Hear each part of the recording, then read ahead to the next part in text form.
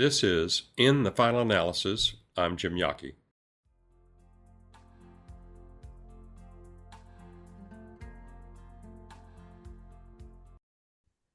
Welcome to the In the Final Analysis podcast. Here is your host, Jim Yockey, Managing Director of Wisdom Financial, and I am the Media Support Manager, Kylie. This day on In the Final Analysis, we're going to be talking about headline uncertainty.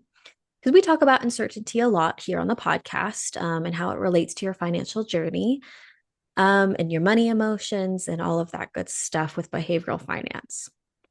But every day, new sensationalist headlines like hit the eyes and the brains and the anxieties of the American and global public, whether it's fresh tariff changes from the U.S. executive administration or stock market volatility, and what else? Everything else. So, Jim, could you speak to what might be some mindset tactics that people can use to help combat panic reactions about their money after seeing these headlines every day? Yeah. After 44 years in this business, I probably have seen it all until now. because because there are it goes beyond what my investments are doing on a daily basis, and it's encompassed in a whole lot of other things, whether it's governments, uh, global issues. We're in a real state of flux, probably globally. So when we are listening to the news or watching the news, or if somebody reads papers anymore, maybe we're doing that too, or listening to the radio, there are a couple of things that come to mind first. First of all, the news media always reports on things that create interest. Typically, that interest has something to do with something that's going wrong. Okay, so that's the first thing that we need to consider. Consider the source. Consider the reason that they're reporting on that, and always you come back to the fact that they have a self-motivation in order to report something that will increase their viewing and increase their revenues. So all news medias are driven by the same thing, advertising. So that's the first thing. Remember that you're going to be fed a lot of stuff that may or may not either happen or did not happen in quite the way that it's being reported. So there are a lot of things that you can think about first before you do anything else. Interestingly enough, when you're talking about money and the disruption, emotional disruption that you feel sometimes, because the headlines, the stock market dropped 419,000% today, and so now I'm worried. Okay, so you got to fundamentally we're trying to accomplish certain objectives or goals with our money, but the truth of the matter is, all of us have the same regard for what we want to do with our money and our future. We want to make more money and not lose any money. So that's the first thing. Is if I'm looking at the headlines, I have to decide whether I'm reacting emotionally, or am I being analytical about it. And my advice to you right out of the box is set your emotions aside, and you can do that very easily by saying, is there anything in these headlines that I'm seeing that's going to affect me today? Or am I being endangered today on this? Okay. So you can clarify how you're looking at the uncertainty that's created by those headlines, right? So you do that by moving away from the emotional part of it and saying, am I being Is there a bear coming at me? Am I going to be safe today? Okay, so that helps you step away from the emotional reaction of trying to forecast what's going to happen to you as an individual by what you're reading or seeing in the headlines. That's the first thing. Try to move away from pinch yourself, whatever. You need to move away from reacting emotionally and forecasting the future right on that spot based upon whatever that headline is, no matter how fearful it is. Okay. And in our lifetimes, there are all going to be big headlines that you feel like it's going to affect you today. Oh my gosh, what's going to happen? But you stop and think about that and start looking at it analytically.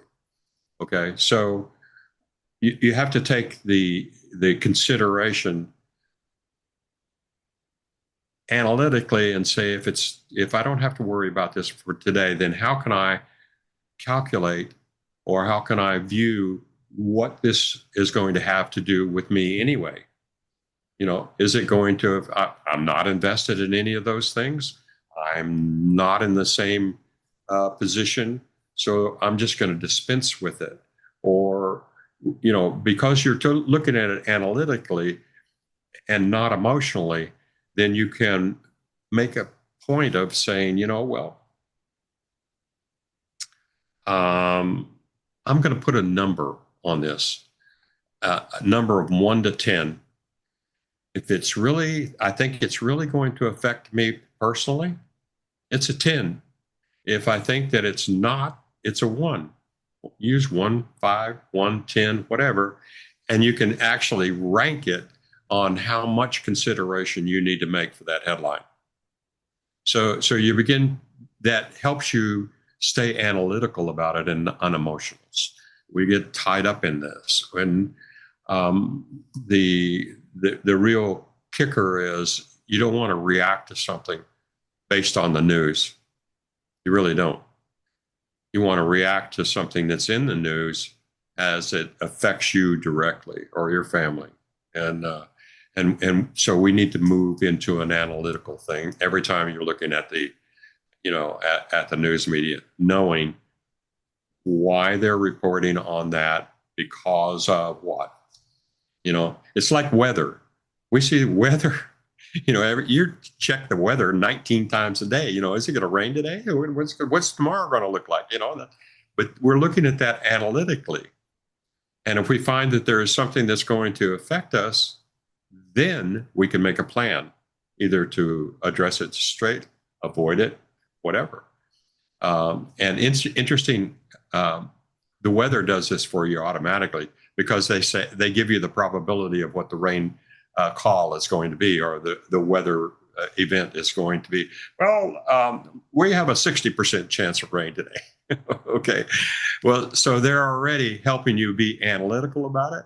So use the weather person's view of headlines before you jump in there and think it's life threatening for you. Okay.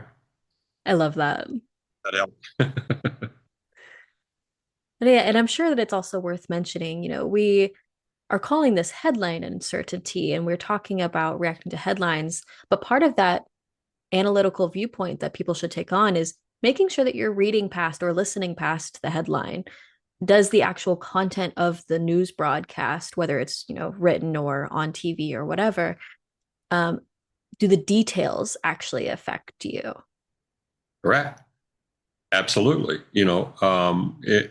If you have an investment in a stock or a mutual fund or something like that, and you're looking at that for an objective for down the road, I want to make more money and not lose any money. Well, obviously you're going to be concerned.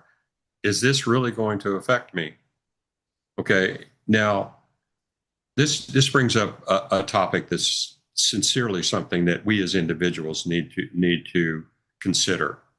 In the educational system, we really don't introduce managing money or financial courses unless you're specializing in college.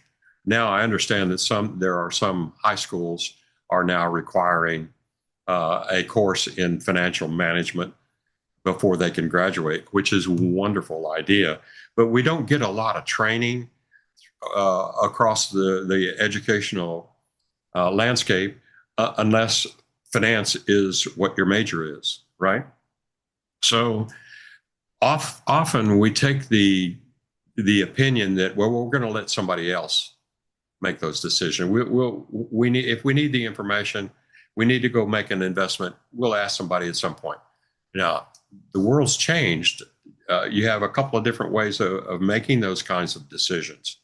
Number one, you can pick any brokerage firm that will accept your account, and you can put money in there and make your own decisions, which requires you're going to have to make more decisions and have more research and spend more time doing that for yourself, which is great. There's nothing wrong with that. Recognizing that if you are going to invest money in any of the markets, like the bond market or the stock market, you are going to deal with a financial professional of some kind. Okay. They either give you advice or don't give you advice, depending on what kind of an account you've set up. And they don't pretty much care what the results are either, because that's up to you, So you have to pay attention to that. If you want help, you could probably call them and ask them questions and stuff like that, but they're not going to get that close up and personal view of what the decisions you're making and what the impact it is on you. To get that, you generally can go to a financial advisor who is licensed through the SEC and FINRA and registered investment advisor, one of those kinds of people. And those people have a fiduciary responsibility to advise you correctly. Okay. The thing that I have stayed concerned about when it comes to advisors is there are a lot of levels of difference for advisors to be committed to having a personal relationship with clients. Some of them want to get, like we do around here, we want to know everything that happens in everybody's life, because then we can help them all through the stages of life. And so we become a part of the fabric of the family. But there are a lot of financial advisors who don't do that. Okay. That's up to you. That's up to you to decide how intimate you want to get in that relationship with a financial advisor. But both of them require your participation, active participation in understanding exactly what you're investing in and why. And those are important features of having a financial advisor, or even doing it yourself.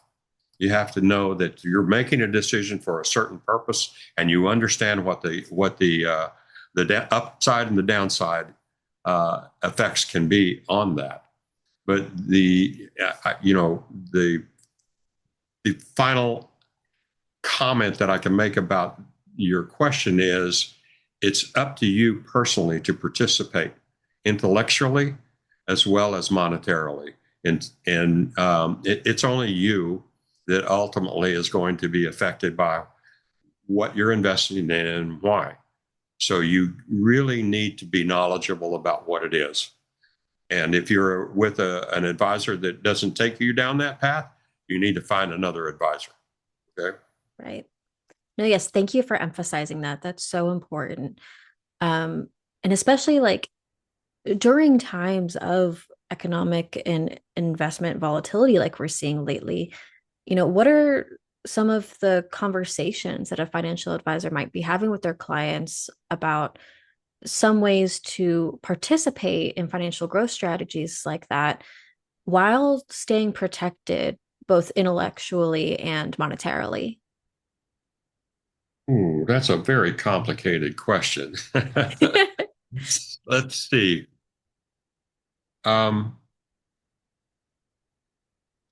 When you make a decision of investing, it's going to be in several different genres. For example, it will be bonds, It'll be mutual funds. It'll be exchange traded funds. It will be mutual funds of any kind. It will be through an advisor for individual stocks or whatever. So and it's really gotten very complex. And before I launch into fully answering your question, we all need to understand that we're in an institutionally driven marketplace, which means the institutions manage trillions of dollars. Now, this could be just a college, university's pension plan, or somebody else's pension plan, or a big corporation that has a pension plan, 401ks. 401ks, we're actually committed to making our own decisions, even in a 401k. So that's going to push you into the institutional management anyway. So when you look at that, you have to look at it as that you have your precious money at risk there. And if you're getting advice to help you make decisions within the scope of institutionally driven management, that's helpful. The institutional managers are not passionate about anything except for the returns for their portfolios, because that's how they report, right? And so they're not personal with you. So your own outcomes are not on their big radar. It's the report of the total portfolio that they manage institutionally. So they are not completely, but almost completely void of any emotional impact on their strategies.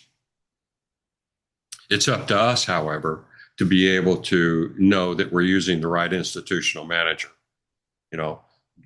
and that means what you're directing them, how aggressively you're directing them to manage your money or your participation. And so you have decisions that can influence which institutional managers you're using, but it is ultimately the institution that's going to be doing everything. So if that indeed is the truth, the responsibility can easily by you just fall over and say they're going to make the right decision for me anytime.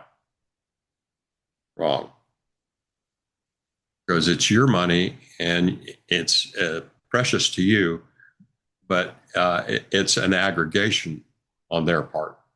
So does that kind of get to the first part of all this, is realize what the water is going to look like? Right. Is it, how deep is this water going to be?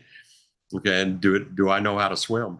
So there's now the second thing is time.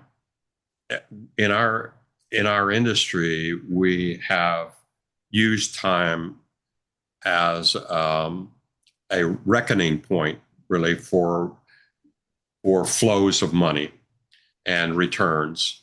The longer you stay invested, the possibility for you is to have a better outcome.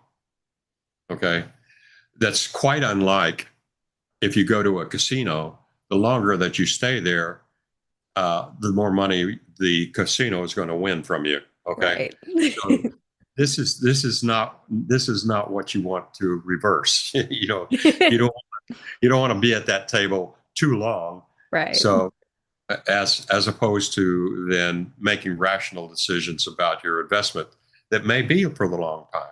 And so you go through a life cycle of choosing, how much time do I have to make this investment work for me?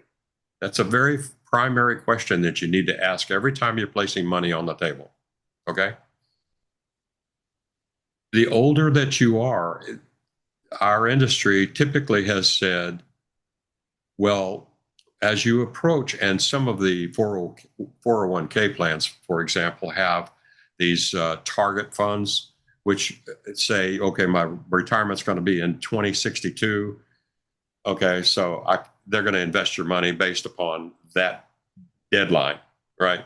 Which means you're likely to be in more growth oriented stuff early, and they'll systematically move you off to more safe stuff and income based stuff like bonds.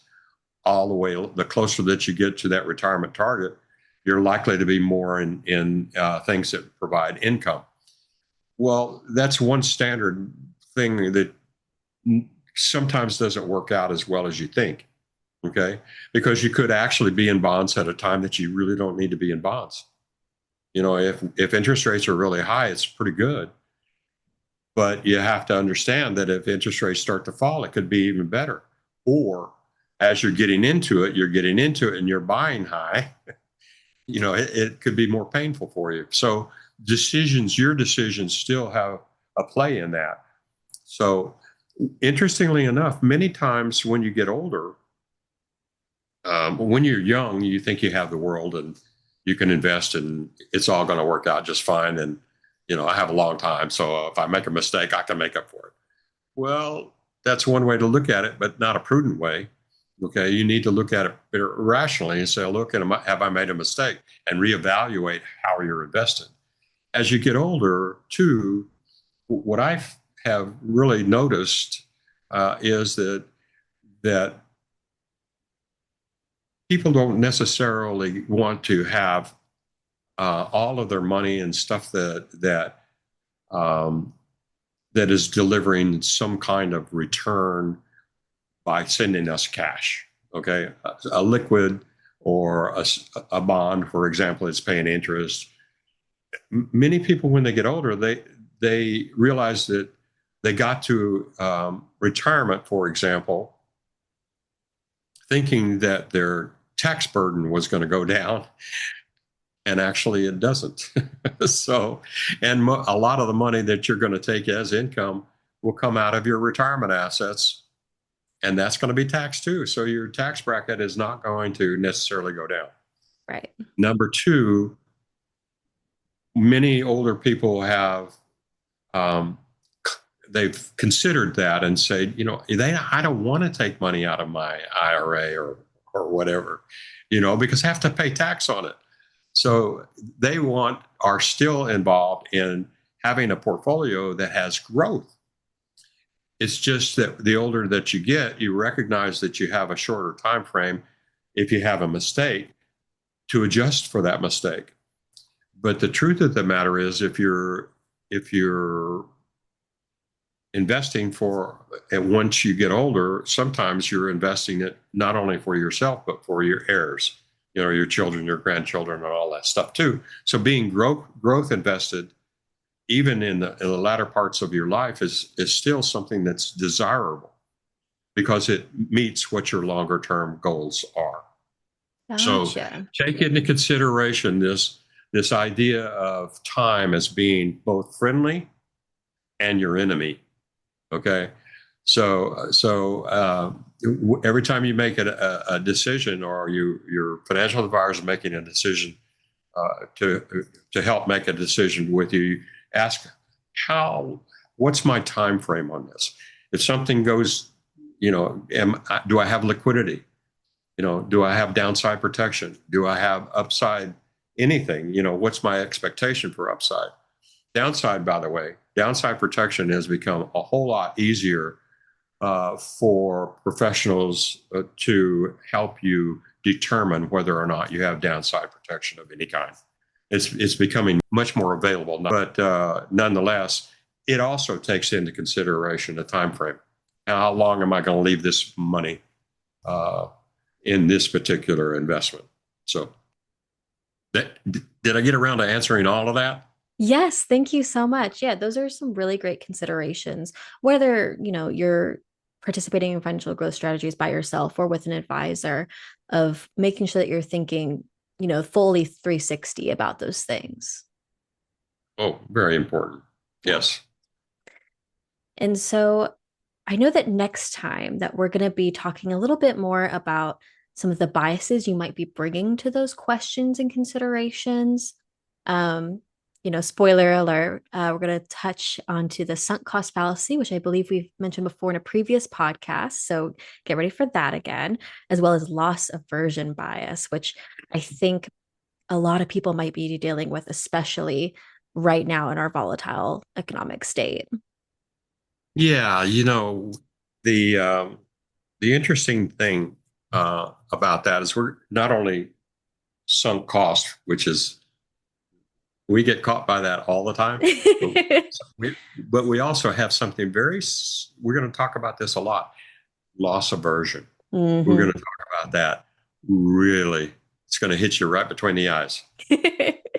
I know, I can't wait to get into it. But that will be for next time. And in the meantime, listeners, you can find more resources to help you think about your money mindset and some of your decision making processes for planning, including we have a new Time for Tariff Truths white paper, which is updated through about mid-April 2025, kind of touching on everything that is going on right now in our headlines, as well as our bias pulse checks. But again, we'll get into that more in the next episode. You can find all of our resources at www.wisdomchoice.net, our website, where you can also sign up for our newsletter so that you're the first to know when new In the Final Analysis episodes come out. And also, you can use our website to let us know if you want any help or answers to questions about weathering current times. Our primary goal, both on our website and our podcast, is to educate. But we're always here for you if you do want to reach out as well. And And in so, the final analysis, you yeah. are really, really going to enjoy the monthly video that we put in today. As a matter of fact, Oh, yeah. it's Today was a good one. yeah. Yeah. So you can get those. Our newsletter sends out about once a week. So if you're interested in past newsletters that you worry that you're missing out on educational information, just let us know and we can totally send it your way. And like I said, all of that can be found at www.wisdomchoice.net. And thank you all for listening. And thank you, Jim. All right, bye. Thanks for tuning in to the final analysis. We try to keep you informed. Be sure that you're on the email list and call us if you have any questions whatsoever. Discussions in this show should not be construed as specific recommendations or investment advice. Always consult with your investment professionals before making important investment decisions. Securities offered through Cambridge Investment Research, Inc., a registered broker-dealer, member FINRA SIPC. Advisory services through Cambridge Investment Research Advisors, Inc., a registered investment advisor. Cambridge and Wisdom Financial Management, LLC are not affiliated.